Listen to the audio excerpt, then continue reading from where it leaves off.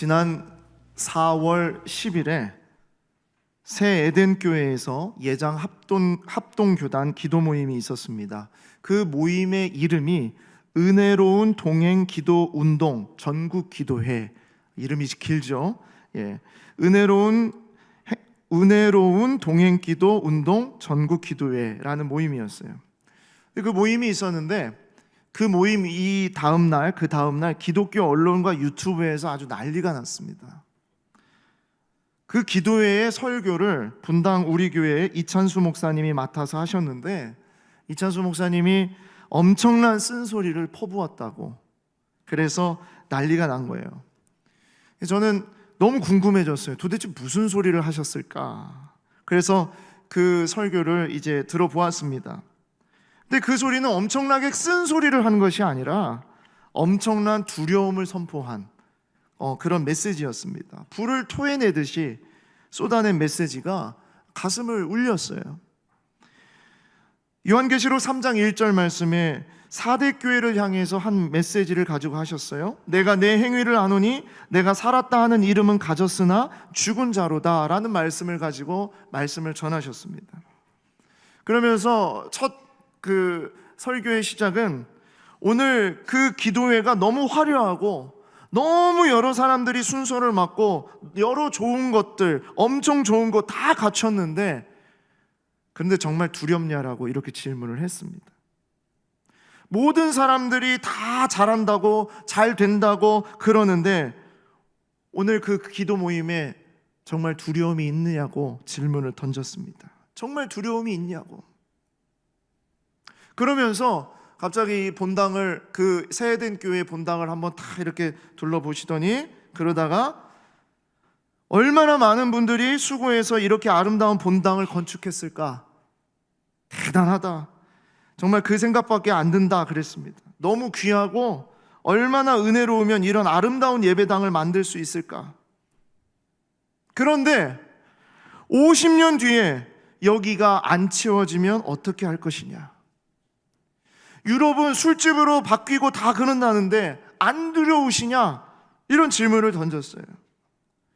인생을 걸고 눈물을 흘리고 모든 것을 다 바쳐서 만든 이 건물이 이렇게 지금은 잘 쓰여지고 있지만 50년 뒤에 이건 어떻게 될까? 술집이 되면 어떻게 되겠느냐고. 지금 젊은 세대가 다 떠나가고 있는데 우리 자녀들이 교회를 안 나오고 있는데 어떻게 할 거냐고 하면서 메시지를 던졌어요. 그 말씀이 제 가슴에 빗으로 박혔습니다. 두려웠습니다.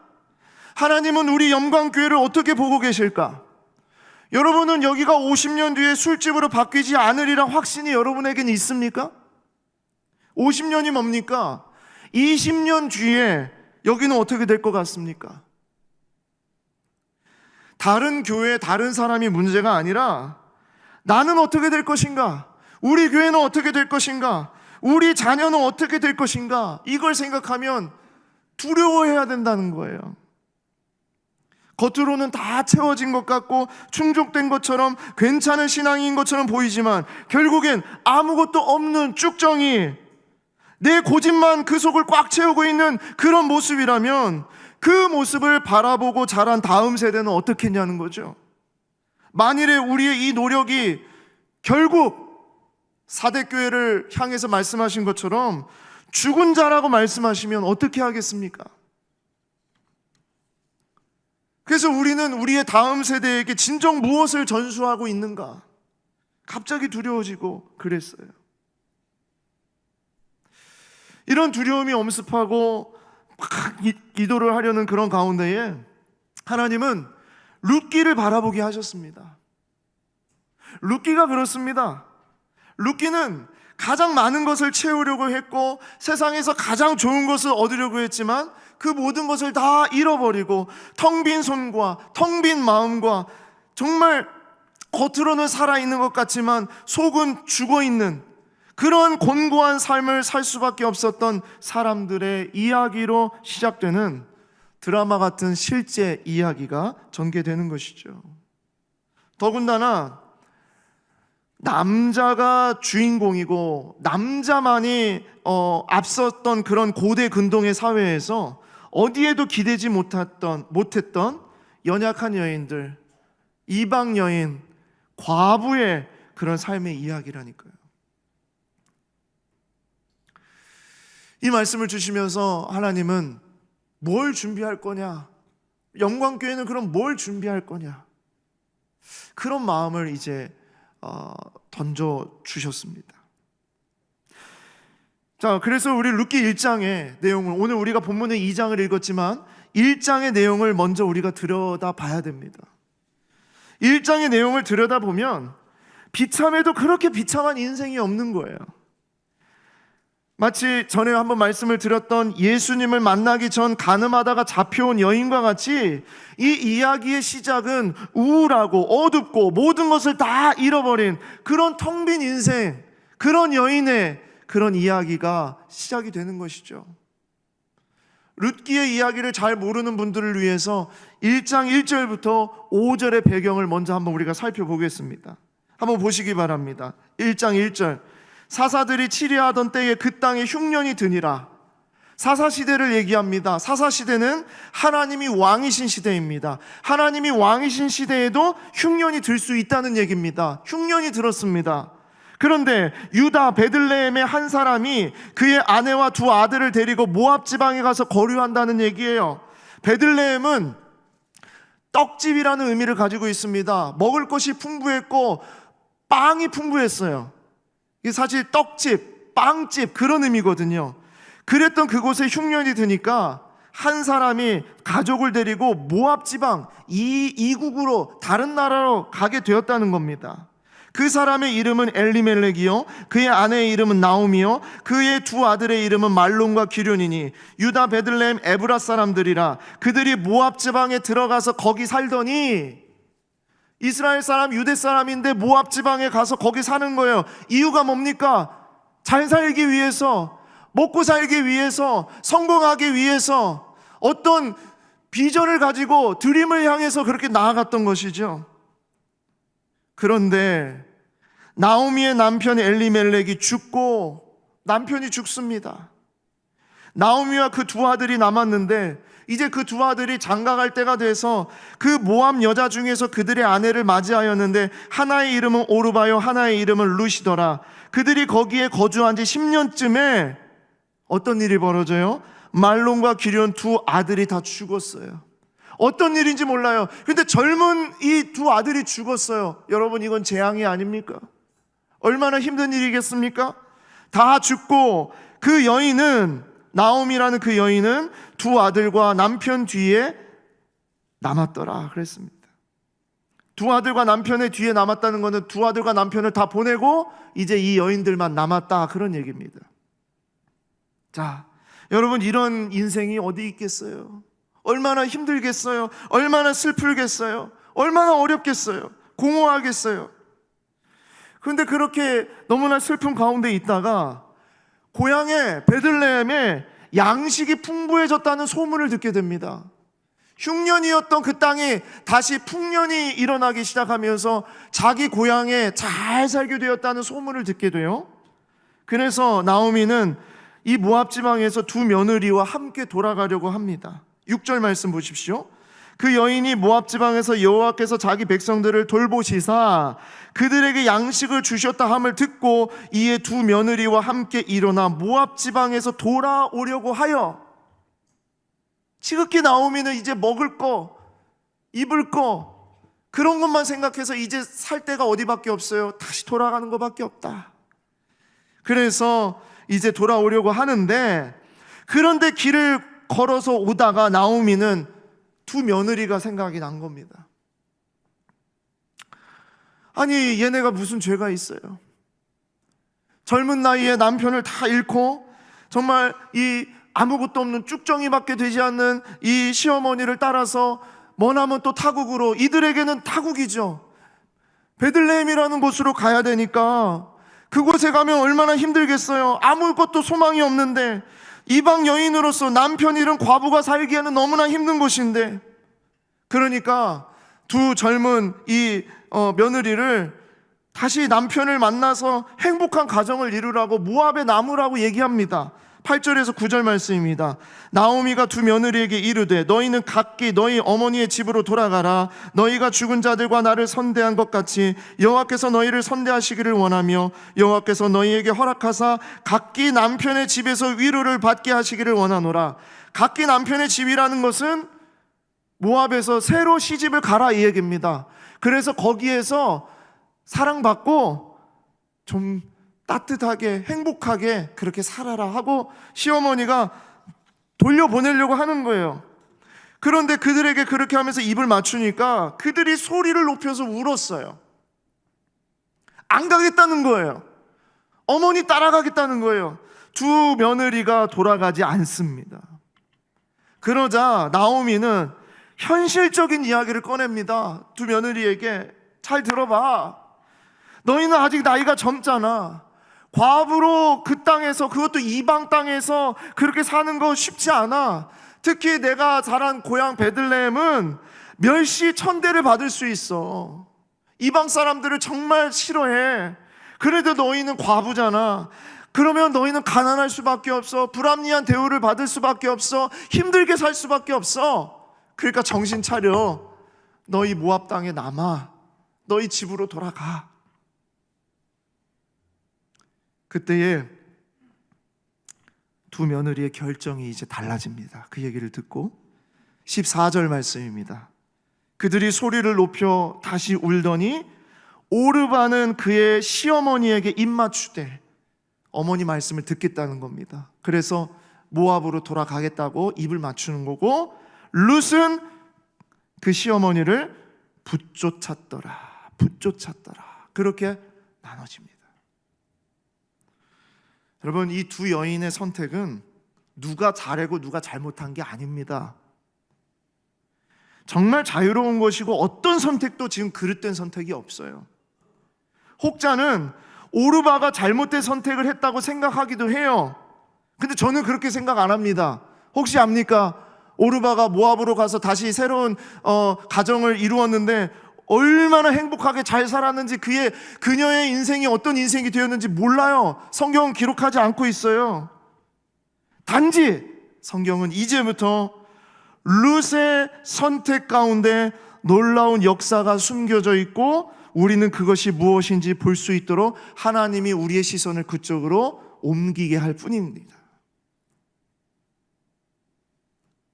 룻은 나오미를 붙쫓았습니다.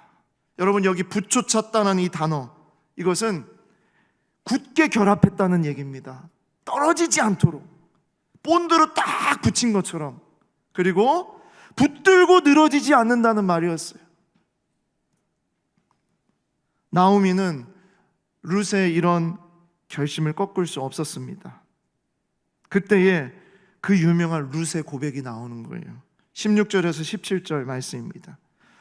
어머니께서 가시는 곳에 나도 가고 어머니께서 머무시는 곳에서 나도 머물겠나이다. 어머니의 백성이 나의 백성이 되고 어머니의 하나님이 나의 하나님이 되시리니 어머니께서 죽으시는 곳에서 나도 죽어 거기 묻힐 것이라. 만일 내가 죽는 일 외에 어머니를 떠나면 여호와께서 내게 벌을 내리시고 더 내리시기를 원하나이다 하는지라.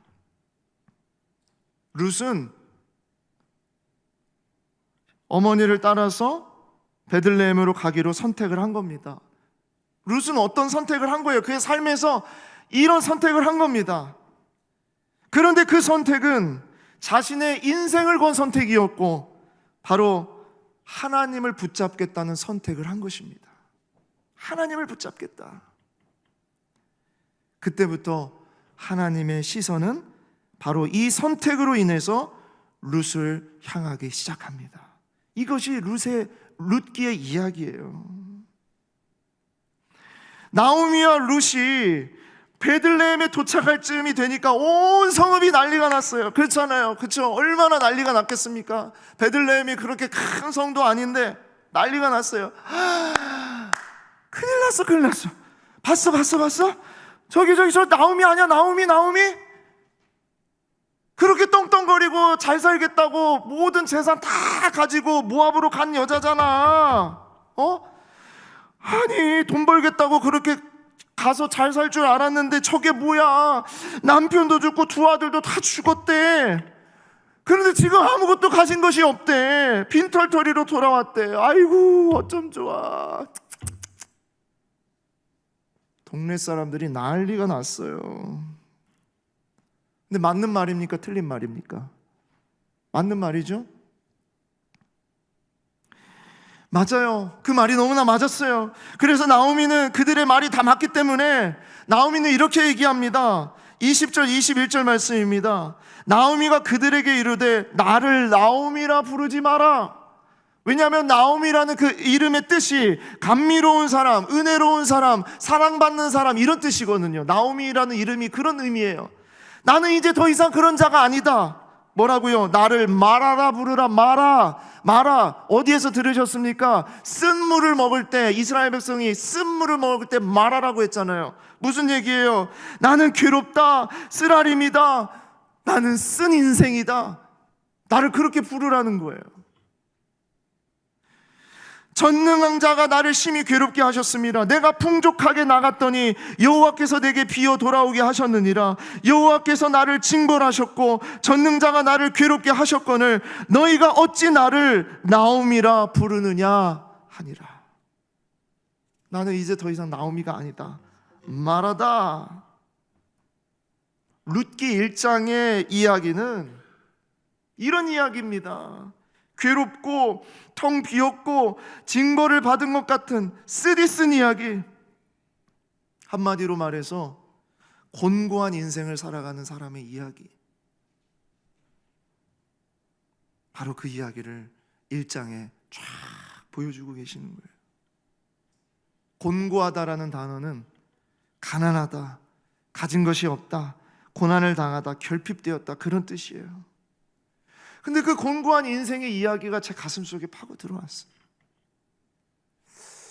우리의 자녀들에게, 우리의 다음 세대에게, 우리의 앞으로의 20년에, 우리 앞으로 50년에 우리는 도대체 뭘 남겨줄 수 있을까? 왜 하나님은 근데 이때의 곤고한 이 이야기를 우리에게 들려주시는 것일까? 하나님은 바로 이 이야기를 통해서 진짜 우리가 붙잡아야 될 것이 무엇인지, 그리고 우리가 우리의 자녀들에게, 다음 세대에게 무엇을 전수해 줘야 될 것인지를 얘기하는 것이라고 저는 그렇게 느꼈습니다.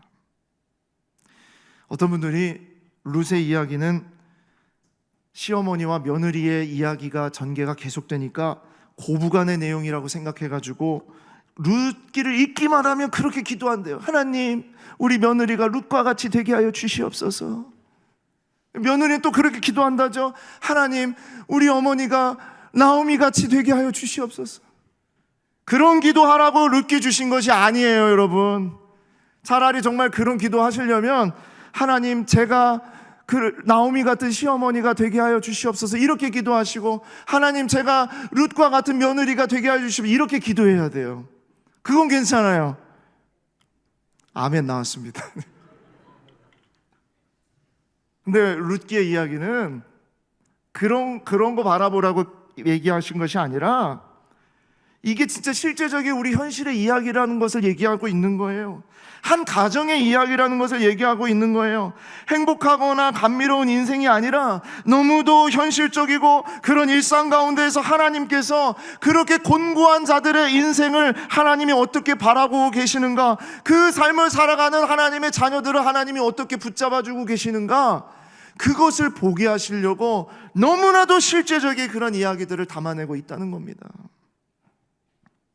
그래서 우리가 살아가는 삶 가운데에서 지극히 다람쥐 쳇바퀴 같은 그런 일상, 특별한 가정도 아닌 너무나도 평범하고 오히려 우리 가정은 깨진 것 같고 엉망이 된 것 같고 정말 문제투성인 것 같은 그런 가정, 오히려 쓰디쓴 인생으로 살아가는 그런 곤고한 가운데 하나님의 역사가 어떻게 펼쳐지는 것인지 그것을 보게 하시기 위해서 저는 룻기를 우리에게 주셨다고 믿습니다.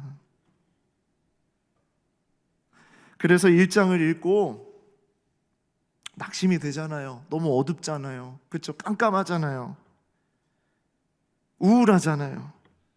그런데 하나님께서는 이제 드라마 2편, 두 번째 드라마를 펼쳐주시면서 2장에 들어오게 되면서 무엇인가 모르게 아직 분명하게 나타나진 않지만 드라마의 배경음악이 바뀌는 것처럼 전환되는 그런 느낌을 받게 하면서 한 남자의 등장을 표현해내고 있습니다. 2장 1절 말씀입니다. 나오미의 남편 엘리멜렉의 친족으로 유력한 자가 있으니 그의 이름은 보아스더라. 드라마 두 번째 편의 제목은 그의 이름은 보아스더라. 이게 두 번째 제목입니다. 근데 모르겠어요. 우리는 알죠. 그런데 이 드라마 속에 있는 이 사람들에게는 모르겠어요. 그의 이름이 보아스가 뭐라고, 도대체 그 사람이 어떤 인물이라고, 그가 어떻게 룻과 나오미를 어떻게 할 것인데, 어떤 관계가 맺어지는데 너무너무 궁금해지게 만드는 거예요.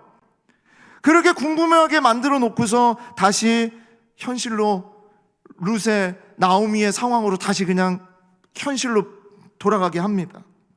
여전히 앞은 깜깜합니다. 잘 보이지 않습니다. 지금 이 나오미와 룻이 잘 선택한 것인지 아닌지 모르겠습니다. 인생이 그렇잖아요. 어쨌든 살아가야 되는데, 어쨌든 걸어가야 되는데 그 길 가운데서 뭔가를 선택해야 되잖아요. 근데 이것이 어떻게 될 것인지 모르겠잖아요. 그게 인생이잖아요. 그거 보여주고 있어요. 어쨌든지 선택을 해야 됩니다. 이 선택이 보잘것없고 특별한 결과를 줄 것이라는 기대가 없는 것이다 하더라도 선택을 하긴 해야 돼요. 결정해야 됩니다. 그때 룻은 어떤 한 선택을 하게 되는 것이죠. 자, 그 선택이, 그리고 룻이 그 선택에 매달렸을 때 하나님이 이제 어떻게 역사하시는지, 그것이 우리가 보아야 될 이제 관전 포인트입니다. 2절과 3절 말씀 보시겠습니다. 모압 여인 룻이 나오미에게 이르되 원하건대 내가 밭으로 가서 내가 누구에게 은혜를 입으면 그를 따라서 이삭을 줍겠나이다. 누구에게 은혜를 입을지는 몰라요. 그런데 누구든지, 정말 어떤 누구든지, 어쨌든 그 누구, 그 사람에게 은혜를 입으면 제가 이삭을 주어서 먹거리를 찾아올게요. 먹을 수 있도록, 어머니 먹을 수 있도록 제가 그렇게 할게요. 그런 결단하는 거, 이게 선택입니다. 이런 선택을 합니다. 그때 나오미가 그에게 이르되 내 딸아 갈지어다 하매 룻이 가서 베는 자를 따라서 밭에서 이삭을 줍는데 우연히 엘리멜렉의 친족 보아스에게 속한 밭에 이르렀더라. 여러분, 성경은 뭐라고 얘기해요? 참 재밌죠? 우연히 이르렀더라, 그렇게 표현하고 있습니다. 누구의 관점입니까? 룻의 관점입니다. 룻은 누구를 만날지 몰랐어요. 그런데 어떤 밭에 갔어요. 그냥 어쨌든 결정해야 되니까, 선택해야 되니까. 그러니까 이삭이라도 주려고 갔는데 뭐라고요? 우연히 엘리멜렉의 친족 보아스에게 속한 밭에 이르렀더라 그랬습니다.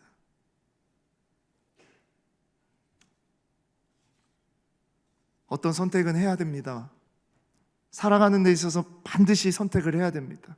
근데 그 선택 속에 이야기들이, 어떤 그 선택에 대한 이야기가 어떻게 나오냐면, 우연히 그랬어. 근데 우연히 갔었잖아. 나 그때 우연히 그 사람 만났잖아. 우연이었어요, 우연히.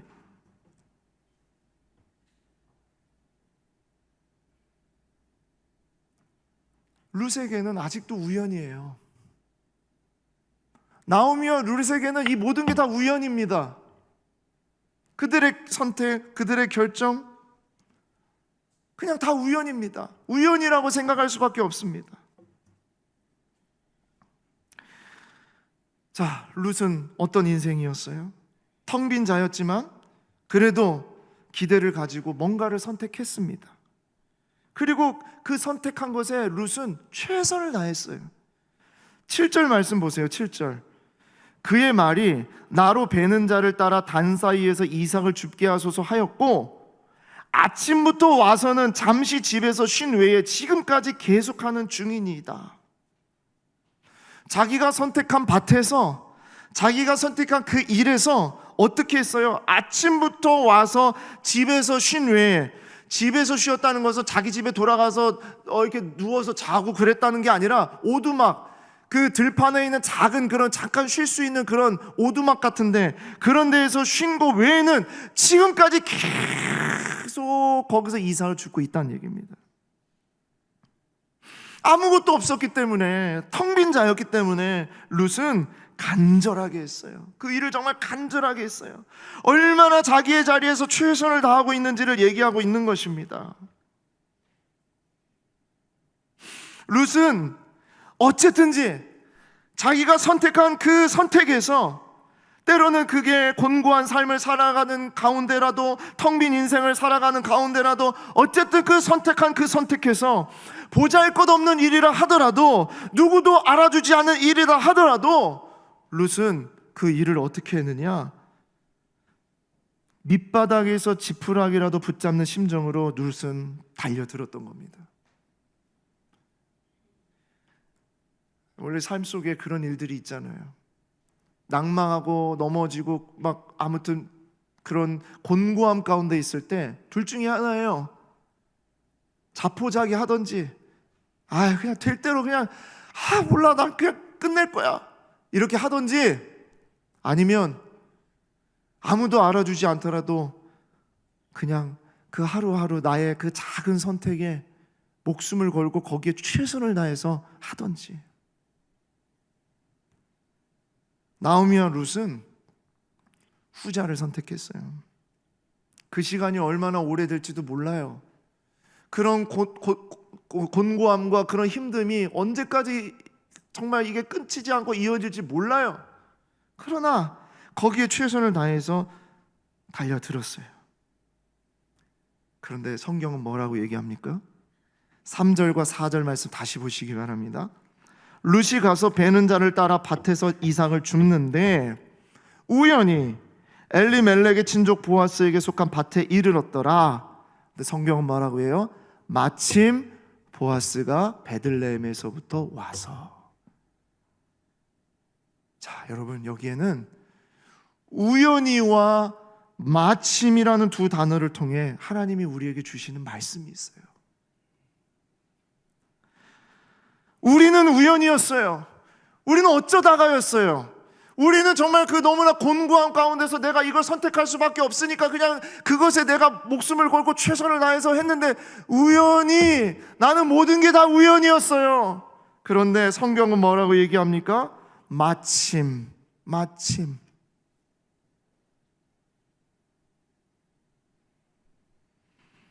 하나님은, 보이지 않는 하나님의 손은 우리가 우연이라고 말하는 그 일 속에서 하나님은 마침이라고 이미 준비하셨고, 하나님이 계획하신 그 일이 마침 거기에서 시작된다는 것을 얘기하고 있는 것입니다.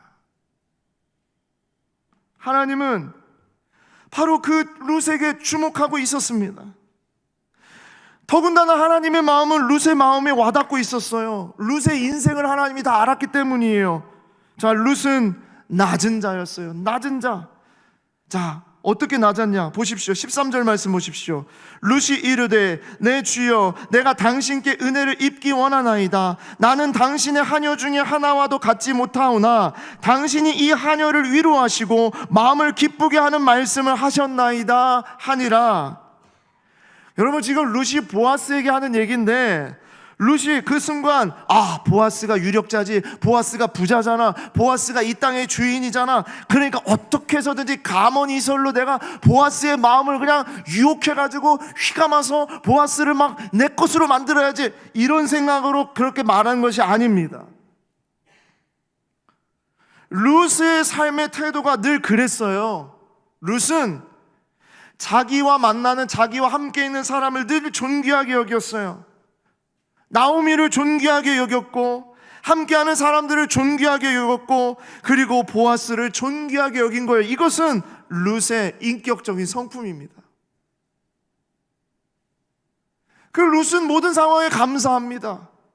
비록 내가 텅 빈 자고, 정말 나는 간절하게 이것을 붙잡을 수밖에 없는 그런 연약한 자고, 그렇게 정말 아무것도 가지고 있지 않는 그런 사람이었지만, 작은 것이 주어졌을 때 감사하고 기뻐하고 거기에 마음을 쏟았던 여인이었다는 거예요. 그것을 뭘로 알 수 있느냐? 11절 말씀으로 알 수 있어요. 보십시오. 보아스가 그에게 대답하여 이르되 내 남편이 죽은 후로 내가 시어머니에게 행한 모든 것과 내 부모와 곡을 떠나 전에 알지 못했던 백성에게로 온 일이 내게 분명히 알려졌느니라. 룻이 지금 갑자기 가문이설을 하는 것이 아니라 이미 보아스는 룻에 대해서 이미 알고 있었다는 거예요. 이 여인이 어떤 여인이었는가? 시어머니에게 행한 모든 것과 내가 곡을 떠나서 이 타국에서 정말 알지 못하는 이 백성에게로 온 이 모든 일, 너의 삶, 너의 이야기가 다 나는 알고 있는 이야기란다. 그 얘기를 하고 있는 것입니다. 룻은 보아스를 오늘 처음 만났고 보아스를 알지 못했지만 이미 보아스는 룻을 알고 있었다는 얘기입니다. 이게 정말 놀라운 이야기 아닙니까? 룻에게는 보아스를 만나는 일이 우연이었지만 보아스는 룻을 이미 알고 있었고, 알 뿐만 아니라 이제 보아스는 룻을 지켜고 룻을 보호해 줄 뿐만 아니라 나중에는 결국 자신의 목숨보다 더 사랑하는 여인 룻으로 그렇게 바뀌게 되는 것입니다. 여러분, 이건 정말 드라마로 나와도 엄청난 인기를 모을 수 있는 그런 이야기 아니겠습니까? 근데 이 이야기가 바로 오늘을 살아가는 곤고한 자들을 채우시는 하나님의 놀라운 은혜에 대한 이야기예요. 아니, 목사님, 그럼 이 이야기를 가지고 우리 다음 세대에게 어떻게 하라는 얘기입니까? 뭘 어떻게 전수해 주라는 얘기입니까? 룻과 같은 인생을 살아라, 뭐 그런 얘기를 하는 겁니까? 나머지 룻에 대한 놀라운 사랑의 이야기는 매일 성경과 함께하는 새벽 기도를 통해서 함께 나누시기를 바랍니다. To be continued. 하지만 오늘 이 이야기를 통해서 우리가 절대 놓쳐서는 안 되는, 우리가 붙잡아야 될 이야기를 이제 결론적으로 여러분들에게 드리고 싶습니다. 첫 번째 이야기는 이것입니다. 어떤 상황 속에서도 하나님을 선택하면 하나님이 그 인생을 주목하신다는 것입니다. 같이 한번 읽어볼까요? 시작. 어떤 상황 속에서도 하나님을 선택하면 하나님이 그 인생을 주목하신다. 아멘. 여러분, 이거 붙잡고 이거 우리 다음 세대에게 전수해 줘야 됩니다. 모든 선택이 중요하고 소중합니다.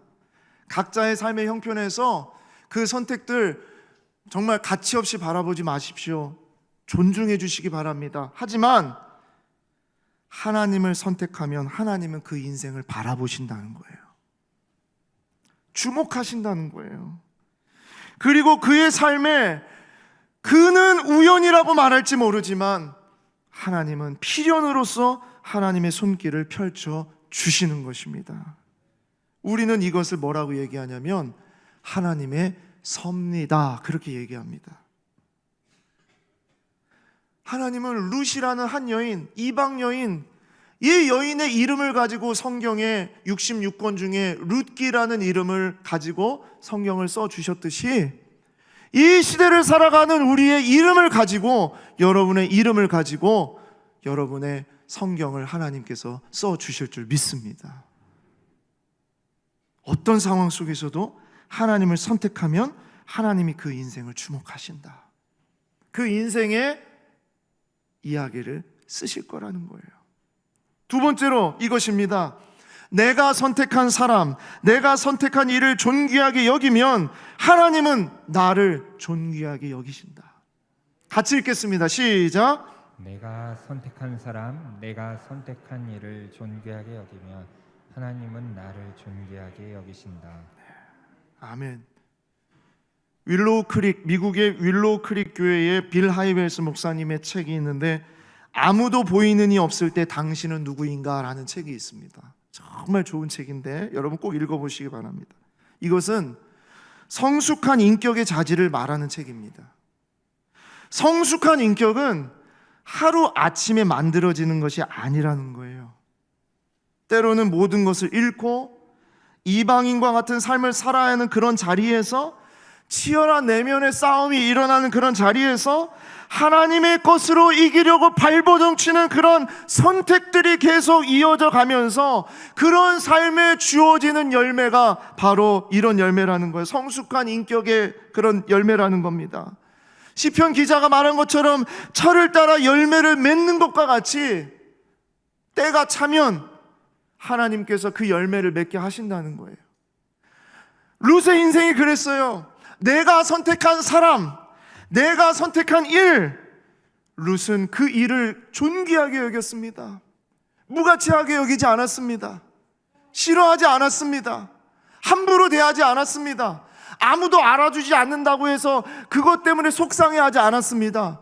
룻의 이야기는 늘 성실했고 존귀하게 여겼어요. 그런 사람은요, 하나님이 반드시 그를 존귀하게 쓰시는 줄 믿습니다. 정말 그렇습니다. 오랜 인생을 사신 우리 어르신들 정말 그 이야기 보증해 주실 수 있지 않습니까? 인생을 살다 보니 아무도 보이는 이 없을 때 아무것도 아닌 그 작은 일에 최선을 다해서 성실하게 살아가는 사람, 하나님이 그 사람 쓰시더라. 그거 얘기해 주실 수 있지 않으십니까? 우리 자녀들에게 그 얘기를 해주셔야 되는 거예요. 화려한 것, 좋은 것, 성공하는 것, 그런 자리에 올라가는 것, 그게 너의 인생이다, 그런 것을 얘기하는 것이 아니라 아무도 알아주지 않더라도 하나님 안에서 네가 선택한 그건 정말 귀한 것이란다. 그걸 너의 목숨처럼 여기고 최선을 다해서 살아라. 그리고 마지막 세 번째는 이것입니다. 빈곤한 삶을 채우시는 하나님의 은혜가 반드시 있다. 같이 읽겠습니다. 시작. 빈곤한 삶을 채우시는 하나님의 은혜가 반드시 있다. 아멘. 여러분, 빈곤한 삶은 어떤 사람만 빈곤한 게 절대 아닙니다. 빈곤한 삶은 모두가 다 빈곤한 삶입니다. 왜냐하면 어떤 누구도 스스로 충족을 할 수 있거나 완전히 스스로 채울 수 없기 때문입니다. 모두에게 다 결핍이 있습니다. 어떤 부분에 모두에게 다 아픔이 있고 눈물이 있고 상처가 있습니다. 완벽한 인생이 절대 없다는 거예요. 그래서 하나님은 그 결핍, 그 빈곤함을 하나님은 다 아세요. 다 아세요. 그 아프고 지친 마음을 아시고 너무도 쓴 상처를 잘 아십니다. 그리고 하나님은 절대로 그것을 그냥 내버려 두지 않으십니다. 룻에겐 우연이었을지 모르나 하나님은 필연으로 다가와 주시고 그 마음을 만져주십니다. 룻에게는 어쩌다 만난 보아스였을지 모르지만 하나님의 드라마에는, 대본에는 이미 룻기라는 드라마가 시작할 때부터 룻을 위한 상대 배우, 남자 주인공이 이미 결정되어 있었습니다. 이것이 하나님의 이야기예요. 사랑하는 여러분, 우리를 향한 하나님의 준비하신 보아스가 반드시 있는 줄 믿습니다. 우리 자녀들을 향한, 다음 세대를 향한 하나님께서 준비해 놓은, 이미 하나님의 각본에는, 대본에는 그 주인공이 이미 있습니다. 준비하고 있어요. 아직 그 회차가 아직 오지 않았을 뿐이에요. 그래서 우리 자녀들에게 우리의 삶을 늘 채우시는 하나님의 은혜가 있다는 것을 늘 얘기해 주셔야 돼요. 지금은 아직 보이지 않고, 아직 안개를 걷는 것 같고, 아직은 곤고한 것 같고, 아직은 정말 힘든 것 같은 그런, 지금 그런 드라마상의 그런 회차가 진행될지 모르지만 그의 이름은 보아스더라.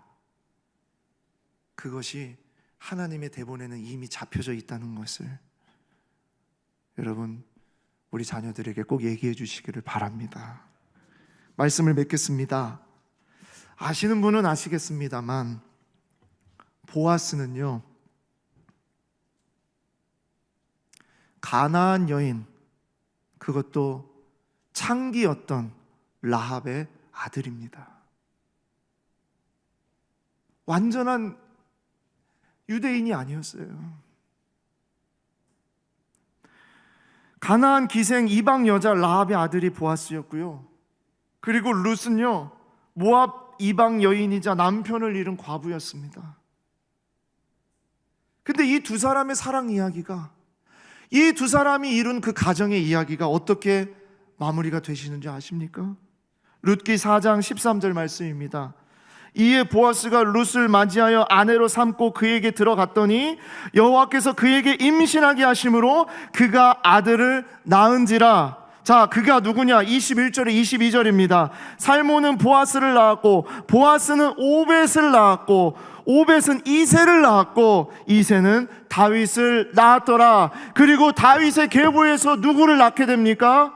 예수 그리스도가 나오시는 거예요. 텅 빈 자, 곤고한 인생, 문제가 있고 결핍이 있는 그런 가정, 그러한 뿌리, 하나님은 그러한 가정 가운데, 그러한 곤고한 가운데 하나님은 하나님의 놀라운 일들을 채우셔서 그 가정을 통해서 다윗을 낳게 하시고 우리 주 예수 그리스도를 낳게 하셨다는 겁니다. 여러분, 우리의 50년 뒤가 어떨지 궁금하다고 말씀드렸습니다. 우리 교회는, 그리고 우리 가정은, 우리 자녀는 앞으로 어떻게 될 것인가? 우리 다음 세대는, 또 우리 새로운 이웃은 어떻게 될 것인가? 무엇을 우리에게 보여주시고자 하는 것일까? 우리가 정말 물려진 진짜 신앙, 행복한 신앙은 무엇일까? 룻기와 성경은 쉬지 않고 우리에게 얘기해 줄 것입니다. 우리가 물려줄 신앙은 곤고한 삶을 채우시는 하나님의 은혜, 그것이라는 것. 우리가 그걸로 사는 것이고, 그리고 그것을 우리 자손에게, 또 우리 후배들에게, 우리 자녀들에게 전수해 줘야 된다는 것. 그 마음을 붙잡고 우리가 이번 한 주 살아가기를 소망합니다.